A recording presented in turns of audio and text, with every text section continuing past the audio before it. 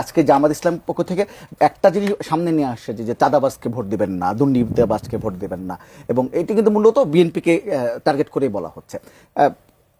বিএনপির বিরুদ্ধে যে অভিযোগগুলো আনা হয়েছে আপনি দেখেছেন, এটি কি শুধু মৌখিক অভিযোগ নাকি বাস্তবিকতা? আপনি 1.5 বছরে কি দেখেছেন?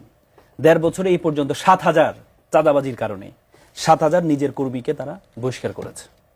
রাজনীতি যারা করে বেসিক্যালি তাদের কোনো আসলে কোনো পেশা থাকে না, তারা রাজনীতিকে পেশা মনে করে। কিন্তু জামাত এই দিক থেকে একটি ব্যতিক্রম। জামাতের যারা আছে, জামাতের কোনো জনশক্তি, জামাত হচ্ছে সবসময় তাদেরকে চিন্তা করে কর্মসংস্থান ব্যবস্থা করে দিতে, চাকরির ব্যবস্থা করে দিতে।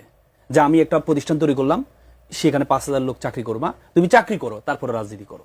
সেই 5,000 জামাত ইসলাম না, মানে জামাত হচ্ছে কর্মসংস্থানের ব্যবস্থা করে, যে তুমি আমার জনশক্তি, তুমি চাঁদাবাজি করা দরকার নেই, অবৈধ কোনো লেনদেন তোমার দরকার নেই, তুমি কর্মসংস্থান নিজে কাজ করে খাও। প্রতিষ্ঠান তৈরি করছে, প্রতিষ্ঠানে সেখানে ব্যবস্থা করে দিচ্ছে। আর বিএনপি কি করে?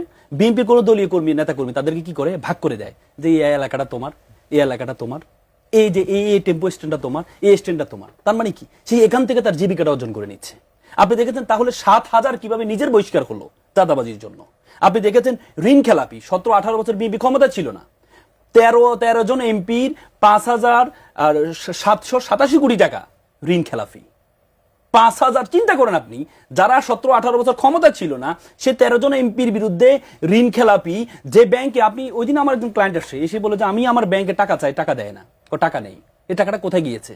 আওয়ামী লীগ যেভাবে হাজার হাজার কোটি টাকা নিয়ে গিয়েছে, সাথে সাথে যখন আমরা হলফনামা দেখতে পেলাম, তখন দেখতে পাই আমাদের যারা এতদিন ভিকটিম ছিল তাদের মধ্যে থেকেও 5,887 কোটি টাকা তারা ঋণ খেলাফি।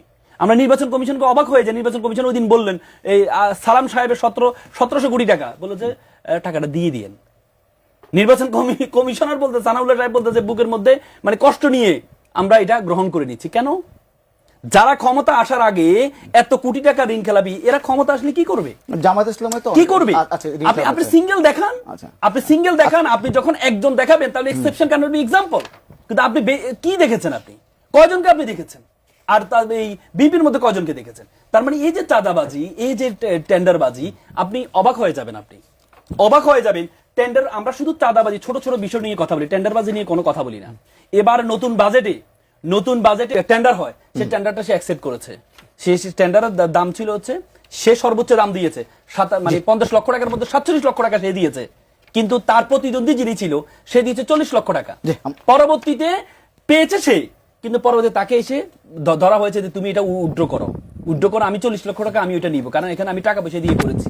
তার মানে টেন্ডারবাজি কিভাবে হচ্ছে? তার মানে এই জিনিসগুলো তো বলতে হবে। আপনি যখন না বলেন